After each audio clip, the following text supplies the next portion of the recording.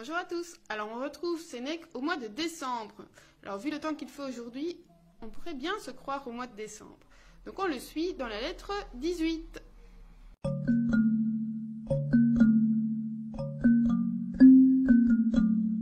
Alors, en décembre à Rome, ce sont les Saturnales. Les Saturnales sont des fêtes en l'honneur du solstice d'hiver, donc il se passe à ce moment-là. Et à cette occasion, les esclaves pouvaient prendre la place de leur maître et se moquer d'eux, un peu comme dans les carnavals si on veut. Et on organisait des banquets où la débauche était vraiment de mise, de tradition. Sénèque reproche en fait que cet état de débauche, en fait, il est déjà présent toute l'année à Rome, mais que là c'est encore pire. Alors il dit, tiens, qu'est-ce que tu dois faire, toi Lucilius, en ce temps-là? Est-ce que tu dois ne pas participer aux fêtes, et donc vraiment se tenir à l'écart, ou alors participer en faisant comme les autres, c'est-à-dire en changeant de tenue et en mangeant de façon un peu plus raffinée. Alors il dit, en fait, il faudrait beaucoup de courage pour se mettre complètement à l'écart et ne rien changer à ses habitudes alors que les autres font la fête, boivent, mangent. Mais il faudrait de la tempérance si, en allant dans les fêtes, on reste sobre et digne. Voilà, c'est pas la même chose. Soit on reste complètement à l'écart et alors finalement on n'a pas la tentation quand on est dans la fête, ou alors on va quand même à la fête, mais on ne cède pas au vice et à la débauche.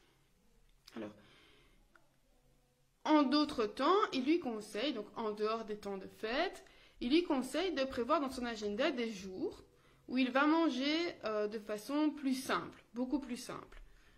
Très peu, suffisamment pour être rassasié. Il doit aussi s'habiller très simplement pour en quelque sorte s'habituer à la pauvreté. Alors il donne l'exemple par exemple du soldat qui en temps de paix s'entraîne, fait des manœuvres, s'entraîne à faire des retranchements pour pouvoir être prêt au moment où il en aura besoin. On peut penser aux exercices incendie que dans les écoles on connaît très bien, ou à l'époque on avait fait à l'époque des attentats, des alertes pour voir, voilà, au cas où ça arrive vraiment, on est prêt, on sait ce qu'on doit faire. Et on ne cédera pas à la panique, si on peut, si ça arrive pour du vrai. Alors, il dit donc voilà, ce serait intéressant de te préparer à vivre dans la pauvreté. Mais il ne faut pas exagérer non plus, parce que certains riches, eux, utilisaient ça plutôt comme un divertissement et avaient carrément des maisons, enfin des petites cellules comme ça de pauvres dans leur jardin, où ils allaient un peu pour rigoler, s'entraîner à être pauvres. J'avais vu un reportage, je pense, il y a quelques années, sur des Américains donc, qui allaient un peu en excursion dans des quartiers pauvres et qui passaient quelques heures à vivre de cette façon-là. Bon, c'était plus effectivement un divertissement que réellement une prise de conscience. Et ça n'affectait pas réellement leur mode de vie. Alors, il lui dit ici, il faudrait que tu arrives à faire ça pendant 3 ou 4 jours pour justement en faire une vraie expérience et pas seulement un jeu. Alors, il lui dit, si tu arrives à le faire, c'est vraiment pas une raison pour te vanter, puisqu'il y a des dizaines de milliers d'hommes qui, eux, le vivent, mais au jour le jour. Donc, ne te vante pas de faire ça.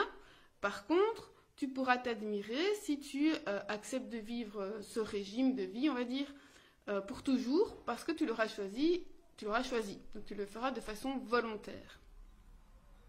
Et donc il dit, exerçons-nous pour que la pauvreté nous devienne familière, c'est-à-dire qu'on n'en ait plus peur. Et il donne l'exemple d'Épicure, qui lui aussi le faisait de temps en temps, et recommandait à ses disciples de le faire, et de manger vraiment de la façon la plus simple. Et il dit on peut trouver le plaisir dans un peu d'eau, un peu de pain sec. Voilà. Tout ça est suffisant. Ça me faisait penser à... j'ai des grandes références à Koh-Lanta, où justement, c'est quand on passe 10 jours à manger presque rien, ou de la noix de coco, et le simple bout de chocolat, ou quelque chose d'un peu plus raffiné, nous paraît... le meilleur repas qu'on ait jamais mangé. C'est comme si on allait manger au restaurant tous les jours. Est-ce qu'on a encore le goût, le plaisir de manger au restaurant? Ou est-ce que si on réserve ça aux grandes occasions, comme par exemple pour les Saturnales, on parlait de ça tout à l'heure, est-ce qu'on n'en goûte pas encore mieux le plaisir? Alors évidemment Épicure, Sénèque revient toujours avec cette histoire de plaisir immédiat. Alors il dit en fait le plaisir que toi en tant que stoïcien tu aurais à te nourrir de peu, c'est de savoir que le plaisir qui serait assuré et vraiment quelque chose de stable, c'est de te dire que tu pourrais te satisfaire de ça.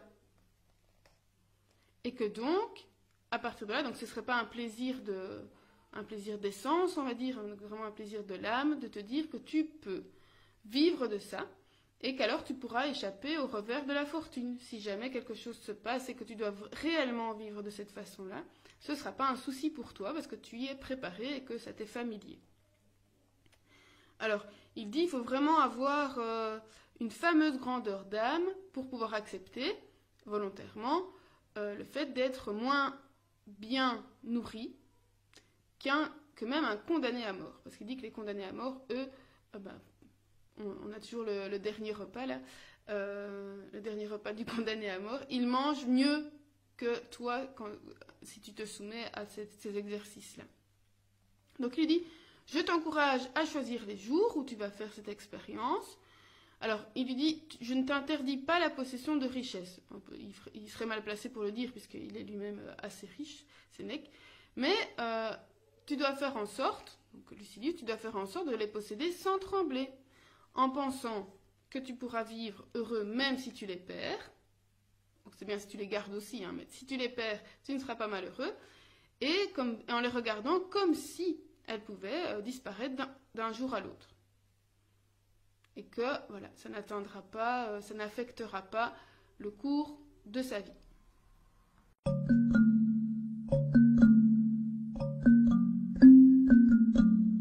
Alors dans la suite, à la fin, dans la citation, Sénèque cite Épicure, encore une fois.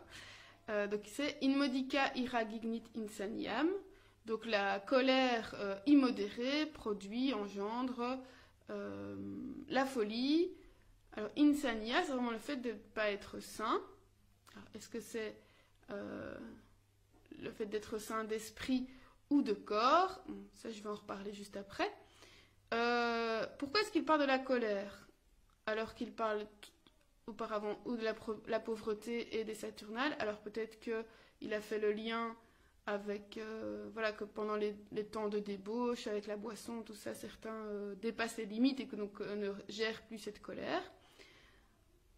Quoi qu'il en soit, Sénèque nous dit que la colère, elle peut naître n'importe où, n'importe quand. Donc il a d'ailleurs écrit un traité qui s'appelle De Ira, donc tout un livre à propos de la colère. Et il dit que la colère, c'est vraiment quelque chose qui peut naître chez n'importe qui, donc même chez le sage. Ce qu'il convient de savoir à propos de la colère, c'est qu'elle ne s'implantera pas ou ne se développera pas de la même façon selon là où elle va naître. C'est-à-dire, il dit, c'est un peu comme le feu. Si le feu prend dans une structure très serrée, très dense, il aura peu de chances de se développer. Alors que s'il prend dans des branches sèches, eh bien là, il va prendre très très vite. Donc il faut évidemment faire le parallèle avec notre âme qui est entraînée.